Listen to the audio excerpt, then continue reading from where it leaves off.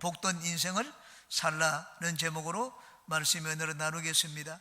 우리 명절을 맞이하여 떨어져 있던 가족들, 친척들이 이곳에 오고 또 어떤 분들은 또 지방으로 내려가신 분들도 있을 것입니다. 명절에 우리가 서로 만나서 제일 많이 나누는 인사가 새해 복을 많이 받으라는 내용입니다. 복 받기를 원하고 상대방에게 복을 전합니다. 우리 인생이 진짜 하나님께 복을 받기 위한 복된 인생을 살기 위해서는 어떻게 해야 되겠습니까? 여기 있는 말씀을 중심으로 세 가지를 같이 살펴보고 은혜를 나누겠습니다. 첫 번째, 복 받기를 사모해야 합니다. 한번 따라 하시기 바랍니다. 복 받기를 사모하자. 우리가 무엇을 얻기 위해서는 그것을 사모해야 됩니다. 복을 받기 원해서는 복 받기를 사모해야 합니다. 하나님의 은혜를 잊기 원하면 하나님의 은혜를 사모해야 됩니다. 오순절날 예수님의 제자들이 기도하다가 성령의 충만함을 받고 다 다른 방언으로 말하기를 시작을 했습니다. 이 광경을 보고 있던 주변에 있는 무리들은 처음에 이 예수님의 제자들을 조롱을 했습니다. 야, 너희들이 막 새벽부터 와서 술에 취해가지고 헛소리를 하는구나, 그렇게 얘기를 했습니다. 베드로는 그 말을 듣고 대답을 했습니다. 지금이 아침 9시인데 누가 이 아침에 그렇게 술을 마시고 주정하라는 사람이 있겠느냐고 했습니다. 우리는 다 예수님이 위로부터 보내주신 그 성령을 받고 성령이 충만하여 이렇게 새로운 방언을 말하는 것이라고 했습니다. 그리고 성경을 여기저기 베드로가 인용을 했습니다. 예수님이 죽은 자 가운데서 부활하여 하늘에 오르신 것과 하나님 보좌 우편에 앉았다는 증거로 당신들이 보고 있는 이 성령을 우리에게 보내주신 것이라고 증거를 했습니다. 그래서 우리는 다 성령 받고 새 방언을 말하는 것이라고 했습니다. 그 말을 듣고 있던 사람들이 그 마음이 찔렸습니다. 야, 우리도 저 무리들 속에 들어가면 안 되겠는가? 이들은 50일 전에 예수님을 십자가에 못 박으라고 외쳤던 자들이었습니다. 그러나 이 베드로가 전하는 그 말씀을 듣고는 자기들도 이 제자들과 같이 그런 하나님의 은혜를 입기 원했습니다. 그래서 물었습니다. 형제들아, 우리가 어찌할꼬? 베드로가 이 무리들의 얘기를 듣고는 이렇게 말씀을 했습니다. 38절 9절입니다. 베드로가 이르되 너희가 회개하여 각각 예수 그리스도의 이름으로 침례를 받고 죄사함을 받으라.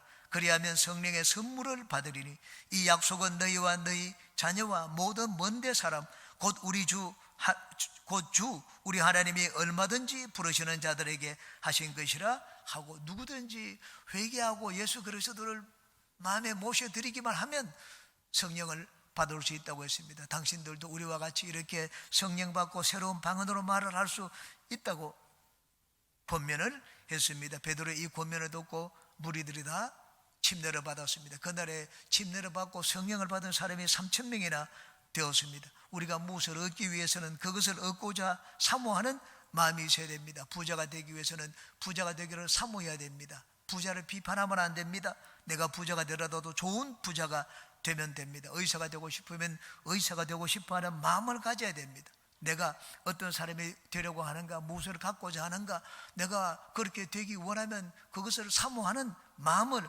가져야 됩니다. 그래야지 그것을 얻을 수가 있습니다. 여러분, 은혜를 받기 원하면 은혜를 사모해야 됩니다. 복을 받기를 원하면 복을 받기를 사모해야 됩니다. 아, 복을 주시면 받고 안 주시면 그냥 다음 기회에 미루지, 그런 태도를 가지고는 결코 복을 받지를 못합니다. 하나님께 복을 받기를 원하면 하나님이 주시는 복을 사모해야 됩니다. 열심을 내야 됩니다. 하나님을 간절히 찾아야 됩니다. 원래 우리 교회 목표 가운데 하나가 주 7회 공예배 드리기입니다. 한 주일에 7번 예배를 드려보자. 그 목표를 정해놓고 주변에서 저는 이런 얘기를 들었습니다. 야, 이번 주에 예배를 몇 번 드렸다. 늘 하루가 지나가면서 예배 드린 횟수로 손꼽더라고 했습니다.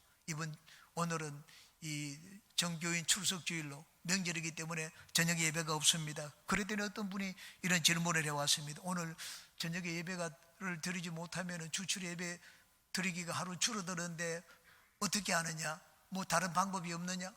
왜 다른 방법이 없겠습니까? 그럼 새벽 예배 한 번 더 나오라고 제가 말씀을 드렸습니다. 여러분, 하나님이 주시는 복을 받기 위해서는 복을 받기를 사모하는 마음을 가지고 만복의 근원이신 예수님을 열심히 찾아야 됩니다. 베드로는 예수님을 십자가에 못 박은 무리들을 향하여 외쳤습니다. 너희가 각각 예수 그리스도의 이름으로 침례를 받고 제사함을 얻으라. 침례를 받으라고 했습니다. 그러자 이 무리들이 앞다투어 예수님의 이름으로 침례를 받았습니다. 하나님이 그들에게 성령을 부어주셨습니다. 하루에 3,000명의 무리들에게 성령을 부어주셨습니다. 내가 무엇을 얻기를 원하면 그것을 갖고자 사모하는 마음을 가져야 됩니다. 성경은 말씀을 합니다.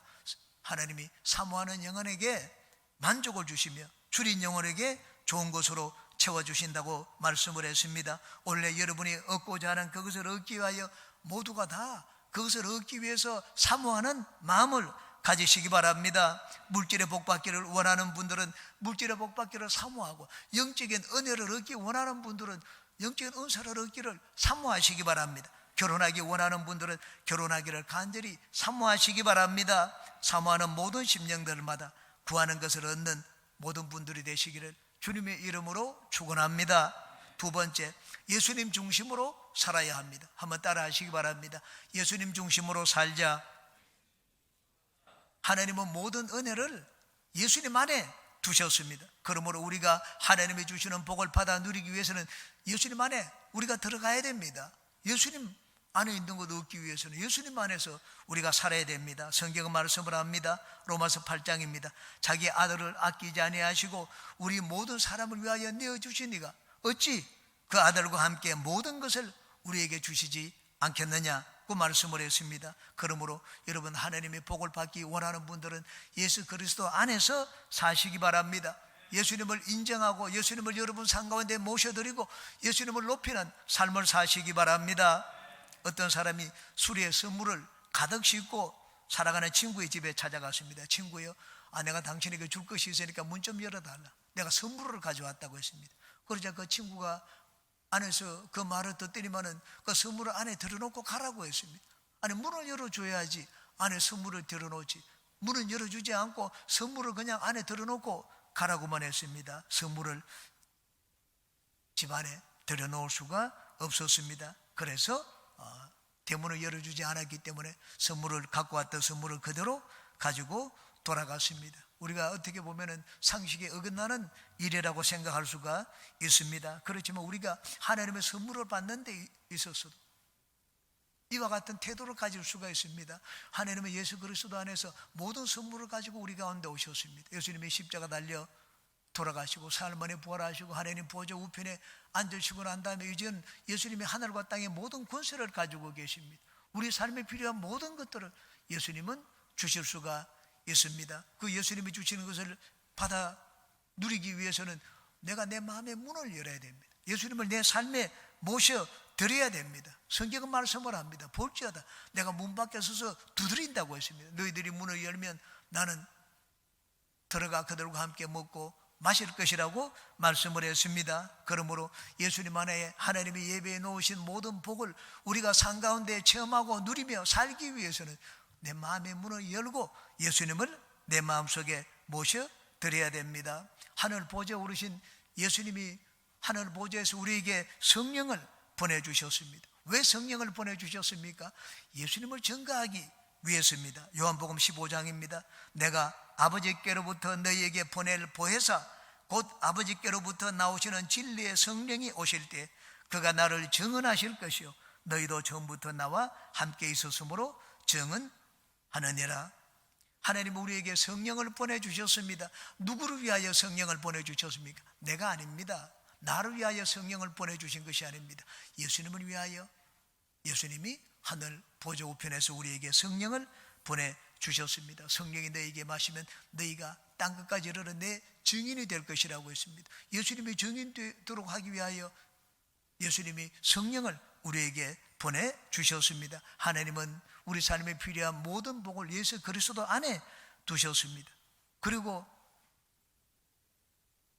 하나님이 그 복을 누리도록 하기 위하여 우리에게 성령을 보내주셨습니다. 그러므로 우리가 예수 그리스도 안에 있는 복을 누리기 위해서는 예수 그리스도를 위하여 살겠다고 결심을 해야 됩니다. 이게 형제들이 베드로는 형제들아 우리가 어찌할꼬? 라고 묻는 무리들에게 대답을 했습니다. 너희들이 각각 예수 그리스도의 이름으로 침례를 받고 죄사함을 얻으라고 했습니다. 침례의 의미가 무엇입니까? 침례의 의미는 내가 그분과 같이 살겠다는 마음의 결단을 말합니다. 내가 그분의 삶에 동참하겠다. 나도 그분과 함께 그분의 간 길을 따라가겠다 하는 그 표시를 보이는 것이 침례입니다. 사도행전에 보면 예수님, 하나님께서 예수 이름으로 침례를 받는 자에게 성령을 선물로 주신 것을 우리는 여러 군데서 볼 수가 있습니다. 베드로는 침례를 받으면 너희가 성령을 선물로 받을 것이라고 말씀을 했습니다. 이들은 다 침례를 받았습니다. 3,000명이 그날 성령을 받게 되었습니다. 예수님을 받게 하던 바울은 다메섹 도상에서 예수님을 만났습니다. 눈이 멀었습니다. 다메섹에 들어가서 금식하고 기도하고 예수 이름으로 침례를 받았습니다. 아니나의 집사를 하나님이 보내주었습니다. 기도하자 성령으로 눈이 떠지고 그리고 성령의 충만함을 받게 되었습니다. 여러분, 예수 이름으로 침례를 받는다는 것은 이제는 내가 예수 그리스도와 하나가 되는 삶을 살겠다는 결단을 하나님 앞에 보이는 것입니다. 하나님은 그런 결단을 하는 자에게 성령의 은혜를 베풀어 주셨습니다. 하나님은 예수 그리스도 안에서 모든 은혜를 마련해 놓았습니다. 그 은혜를 누구에게 줍니까? 예수 그리스도를 인정하는 자, 예수님을 높이는 자, 예수님을 사랑하는 자에게 바로 예수 그리스도 안에 있는 은혜를 베풀어 주십니다. 그러므로 우리가 하나님의 복을 받고 살기 위해서는 예수 그리스도 안에서 살아야 됩니다. 예수님을 위해서 살아야 됩니다. 예수님의 제자들은 모두가 다 역사에 남는 인물이 되었습니다. 어떻게 그들이 그런 삶을 살 수가 있었습니까? 예수님을 위해서 이들이 모든 것을 다 바쳤기 때문입니다. 예수님이 베드로를 불렀습니다. 너는 이제 나를 따르라. 베드로는 배와 그물을 버려두고 예수님을 따라갔습니다. 세리마태가 세관에 앉아 있었습니다. 아주 돈을 많이 버는 직업이었습니다. 예수님이 마태에게 너는 나를 따르라고 말씀을 했습니다. 세리마태가 그 좋은 직업을 버려두고 예수님을 따라 나섰습니다. 우리가 복된 인생을 살기 위해서는 예수님을 알고 예수님을 사랑하며 예수님을 섬기며 살아야 됩니다. 바울 사도는 예수님을 알지 못할 때 교회를 박해하고 예수 믿는 자들을 잡아 가두는데 앞장선 자였습니다. 그러다가 다메섹 도상에서 부활하신 예수님을 만났습니다. 아나니아 집사의 기도를 받고 성령으로 눈이 떠졌습니다. 예수님이 누구신지 알게 되었습니다. 예수님이 누구신지 알게 되자 이 바울의 삶이 180도로 바뀌어졌습니다. 예수 믿는 자를 잡아 가두기 위해서 공문을 가지고 왔는데 바로 그 다음날 회당에 들어가서 예수님을 전가하기 시작했습니다. 우리가 그토록 오래 기다리고 하나님의 선지자들을 통하여 말씀해 놓으신 그 메시아가 바로 이 나사렛 예수라고 말씀을 했습니다. 예수님이 누구신지 알기 위하여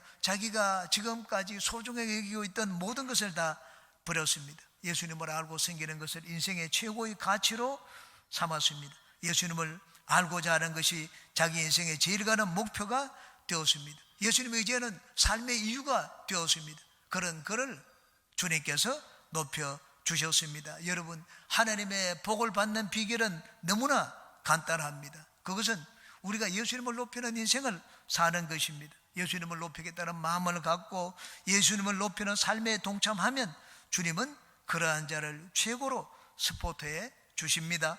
이런 글을 책에서 읽어 보았습니다. 텍사스의 할머니가 횡재를 했습니다. 이 노파는 수십 년 동안 부잣집에서 일을 하는 이 부인이었습니다. 하녀처럼 일을 했습니다. 그가 섬겼던 부자에게는 30년의 집을 나간 외아들이 있었습니다. 그런데 이 외아들과 이 집을 나가고 난 다음에 30년 동안 연락이 되지 않았습니다. 이 주인이 죽고 난 다음에 유서를 찾아보았습니다. 어느 곳에 봐도 유서가 없었습니다. 아주 부자였는데 그 유서가 없었기 때문에 시에서는 어쩔 수 없이 이 부자가 남긴 재산을 경매 처분하기로 결정을 내렸습니다.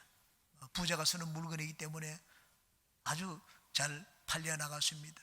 경매에 붙여서 가구도 팔고 테이블도 팔고 나중에는 이게 사진 액자가 하나 있었습니다. 자기 어릴 때 집을 나간 아들의 액자였습니다. 근데 그 사진 관계 있는 사람이 없습니다. 누가 그 사진 액자를 사려고 하겠습니까? 그러자 어릴 때 같이 이 외아들과 잠깐 생활을 했던 그런 기억이 있었기 때문에 이 나이든 노파가 손을 들었습니다. 그 경매 5불입니다. 그것을 내가 사겠다고 했습니다. 노파가 손을 드는 것을 보고 경매원이 오부를 받지 않았습니다. 일부를 드릴 테니까 일부에 사가라고 말을 했습니다. 노파는 일부를 가지고 그 사진 액자를 샀습니다. 그리고는 사진 틀을 나중에 열어보았습니다. 그런데 사진 틀을 열어보았더니 뒤에 거기 유서가 있었습니다. 그 유서의 내용은 이렇습니다. 내가 사랑하던 아들의 사진을 가지는 사람에게 전 재산을 인계한다는 내용이었습니다.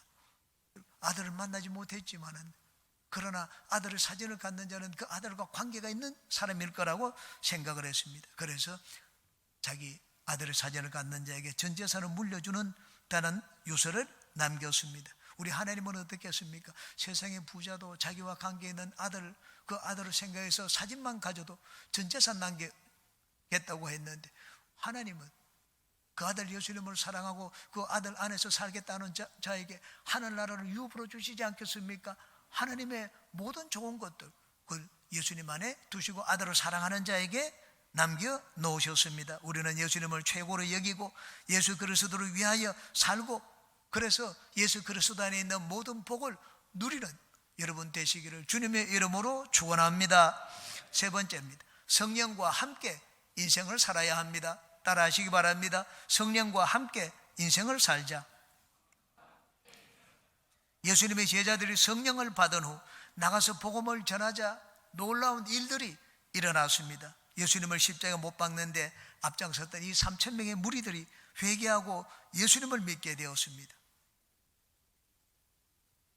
베드로는 성령이 충만하여 성전에 기도하러 갔습니다. 그 앞에 안전뱅이가 있는 것을 보고 담대한 마음이 생겼습니다. 은과 금은 내게 없지만 내게 있는 것으로 내게 주노니 곧 나사렛 예수 이름으로 일어나 걸어라. 손을 잡고 일으켰더니 남에서부터 안전병이 된 자가 일어나서 걷고 서서 뛰며 하나님을 찬양하는 역사가 일어났습니다. 성령께서 제자들에게 임하기 전에는 제자들이 참 무력했습니다. 예수님이 부활을 못 깨겠습니다. 여러 번 못 깨겠습니다. 그래도 막 용기를 가지고 나가서 부활하신 예수님을 전하지를 못했습니다. 유대인의 칼이 두려웠기 때문입니다. 베드로는 예수님의 부활을 2번이나 목격했음에도 불구하고 나는 이제 돌아가서 고기 잡으러 가려한다. 갈릴리 바다로 고기 잡으러 갔습니다. 그런데 그러한 제자들이 오순절날 성령을 받게 되자 이들의 삶이 완전히 달라졌습니다. 180도 다른 사람들이 되었습니다. 자기들의 삶이 달라질 뿐만 아니라 다른 많은 사람들에게 유익을 주는 그런 인생을 살게 되었습니다. 우리가 복된 인생을 살기 위해서는 성령과 함께 인생을 살아야 됩니다. 성령은 나를 돕기 위해서 저 멀리 하늘나라에서 이곳에 내려오신 분입니다. 성령을 보혜사라고 말씀을 하셨습니다. 보혜사란 말 뜻이 무엇입니까? 은혜로운 선생이라는 말입니다. 나를 도와주는 은혜로운 선생입니다. 여러분, 나를 도와주는 선생, 그냥 도와주는 것이 아닙니다. 모든 은혜를 베풀어서 나를 도와주는 선생이 바로 보혜사입니다. 성령께서 나에게 주시는 가장 큰 힘이 되는 것이, 나에게 가장 큰 힘을 주시는 것이 담대함입니다.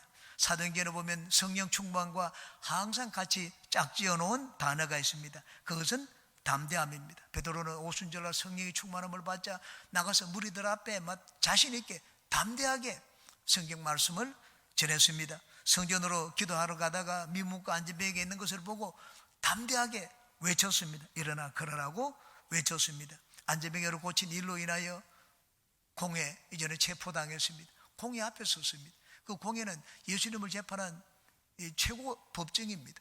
그 예수님을 재판한 법정 앞에 서서 베드로가 조금 더 주눅이 들지 않았습니다. 그 앞에 성령으로 충만하여 담대하게 말씀을 전했습니다. 베드로의 설교를 듣고 있던 이 무리들이 깜짝 놀랐습니다. 그리고는 이렇게 말을 했습니다. 그들이 베드로와 요한이 담대하게 말함을 보고 그들을 본래 학문 없는 범인으로 알았다가 이상히 여기며 또 전에 예수와 함께 있던 줄도 알고 라고 했습니다. 베드로는 예수님을 십자가에 못 박아주기 그 법정 앞에 섰지만 조금 더 두려워하지 않았습니다. 왜냐하면 성령 충만이 주는 담대함이 그 마음속에 있었기 때문입니다. 여러분, 우리 인생에 성공하는 중요한 비결은 단순히 돈이 아닙니다. 많이 공부하고 배웠다는 그 학식이 아닙니다. 성공에 대한 확신과 담대함입니다. 인생을 성공하는 데 필요한 것은 단순히 물질이 아닙니다. 많은 재산이 아닙니다. 도전하는 용기와 담대함입니다. 우리에게 이러한 도전하는 용기와 담대함을 주시는 분이 성령입니다. 유대인의 최고 법정은 베드로에게 위협을 주어서 쫓아내었습니다. 앞으로 한 번만 더 예수 이름으로 복음을 전하면 너희들의 이제는 죽은 목숨이다. 베드로가 그것을 알고 온 교회를 소집을 했습니다. 온 교회를 소집을 해가지고 통성으로 기도했습니다. 하나님이 이 급을 먹고 위협을 느끼는 이들에게 성령을 부어주셨습니다. 사도행전 4장 31절에 이렇게 말씀을 합니다. 빌기를 다하며 모인 곳이 진동하더니 무리가 다 성령이 충만하여 담대히 하나님의 말씀을 전하니라. 성령이 충만하면 우리는 환경적으로 위협을 받고 막 두려움 마음이 있을지라도 마음의 담대함을 얻게 됩니다. 마귀는 우리가 눈으로 보는 것으로 인하여 겁을 먹도록 합니다. 네가 할 수 있는 것이 어디 있느냐? 너는 이제 절망이다, 죽었다, 너는 이제 끝장났다, 내 눈에 보이는 것으로 그런 마음을 갖도록 합니다. 그러나 성령은 끊임없이 우리 마음에 용기를 주십니다. 너는 할 수 있다, 하면 된다, 한번 해보아라, 그런 마음을 주십니다. 제가 처음 예수님을 믿었을 때 저는 여러 가지로 힘든 환경에 놓여 있었습니다. 경제적으로 힘들었습니다. 학업도 힘들었습니다. 머리가 좋아서 잘 따라가는 것도 아니었습니다. 나이는 많아가지고 남 모르는 이 나이 컴플렉스 열등감이 있었습니다. 그때 예수님을 알고 믿게 되었습니다. 예수님을 믿고 난 다음에 저에게 일어난 가장 큰 변화는 이 바깥의 변화가 아니었습니다. 제 속의 변화였습니다. 돈이 생긴 것도 아니고 공부를 금방 잘하게 된 것도 아닙니다. 그런데 마음속에 자신감이 생겼습니다. 이 자신감이 생기니까 저는 늘 거울을 바라보고 외쳤습니다. 형건아, 너는 가난하지 않다. 너는 부자다. 형건아, 너는 장차 세계에서 아주 뛰어난 교육학 교수가 된다. 너희 오늘은 어제보다 낫고 내년은 금년보다 낫다. 하루에도 몇 번씩 거울을 보고 오며 가며 외쳤던 기억이 납니다. 여러분, 바깥에 일어난 변화는 아무것도 없었습니다. 그런데 성령이 충만하니까 내 안에 이 변화가 일어나는 것을 보았습니다. 그것은 용기와 자신감이었습니다. 성령께서 주신 담대함이었습니다. 구약시대 성령과 함께 인생을 살아서 복을 받은 인물이 있습니다. 요셉이었습니다. 요셉은 환경이 절망적이었지만 어디서든지 하나님을 모시고 살았습니다. 종으로 팔려갔지만 보디발 장군의 집에서 늘 하나님을 의지했습니다. 억울한 누명을 쓰고 감옥에 들어갔습니다. 그곳에서도 요셉은 하나님을 의지했습니다. 그러자 하나님이 요셉이 하는 모든 일에 형통하게 은혜를 베풀어 주셨습니다. 나중에는 바로 앞에 서게 되었습니다. 바로 앞에 서서 아무도 해석하지 못하는 그 꿈을 해석을 했습니다. 바로 왕이 이 요셉이 꿈 해석하는 것을 듣고 깜짝 놀랐습니다. 우리가 어디 가서 이렇게 하나님의 영에 감동된 사람을 찾겠느냐? 내가 당신보다 나은 것은 내 보좌밖에 없다. 손에 인장 반지를 빼가지고 모든 결정권을 요셉에게 주었습니다. 애굽의 총리로 삼았습니다. 여러분, 순식간에 죄수인 신분에서, 그리고 이방인이기 때문에 애굽의 국가 공무원이 될 수가 없습니다.